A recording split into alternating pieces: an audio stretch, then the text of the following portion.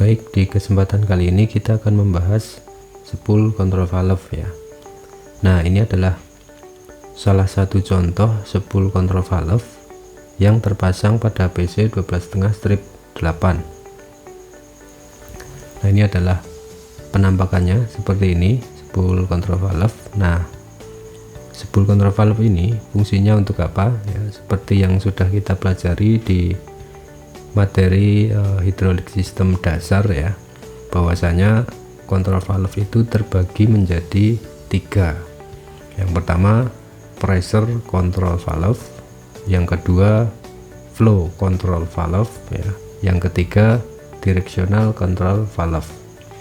Nah, spool ini nanti kaitannya dengan directional control valve, yaitu adalah mengatur arah aliran oli ya, yang mana kalau di aktuator berupa silinder misalkan, itu ada sisi head sama sisi bottom. Nah, spool ini tugasnya dia mengarahkan oli menuju ke sisi head atau sisi bottom sesuai dengan pergerakan dari PPC lever yang digerakkan oleh operator. Jadi saat lever digerakkan sama operator, akan ada pressure pilot menuju ke spool untuk mendorong spool ke arah kiri atau ke arah kanan.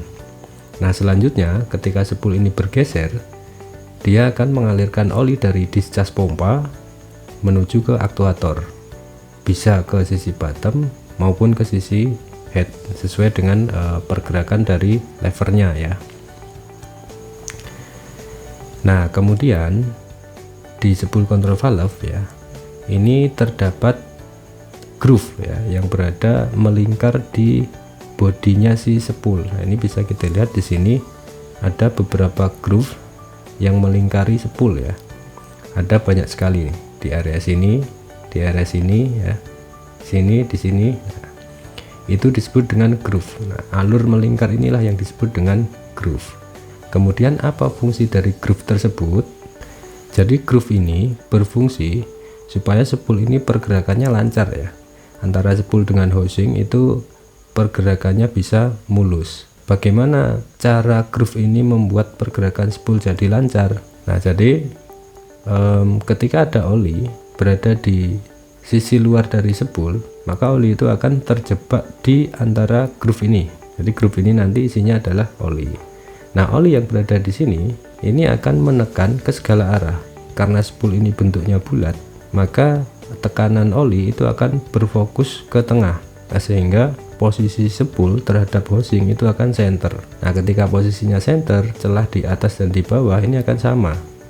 Nah, oleh karena itu pergerakan spool akhirnya jadi mulus ya, karena dia berada tepat di tengah-tengah. Nah, ketika tidak ada groove, kira-kira apa yang terjadi? Ketika ada tekanan oli di salah satu sisi dari spool, maka spool ini akan terdorong ke satu sisi, sehingga nanti sisi yang terdorong itu akan bergesekan dengan housing, sehingga pergerakan spool nanti akan seret ya, karena satu sisinya dia bergesekan dengan housing. Nah, oleh karena itu di setiap spool control valve dilengkapi dengan groove ya, dengan harapan spool itu pergerakannya bisa lancar. Nah, kemudian yang kedua, di spool ya terdapat yang namanya nots ya, atau coakan. Nah, apa fungsi dari knot ini? Jadi knot ini berfungsi agar saat awal gerak dan akhir gerak, pergerakan dari aktuator itu bisa smooth. Smooth seperti apa maksudnya? Jadi supaya pergerakannya itu tidak terjadi hentakan. Sebelum oli itu benar-benar dibuka oleh spool ya, dia akan dilewatkan di nots ini dulu saat awal gerak. Jadi oli itu nanti dibuka dulu sedikit melalui nots ini, sehingga nanti ada oli yang akan menuju ke aktuator itu tidak langsung banyak ya.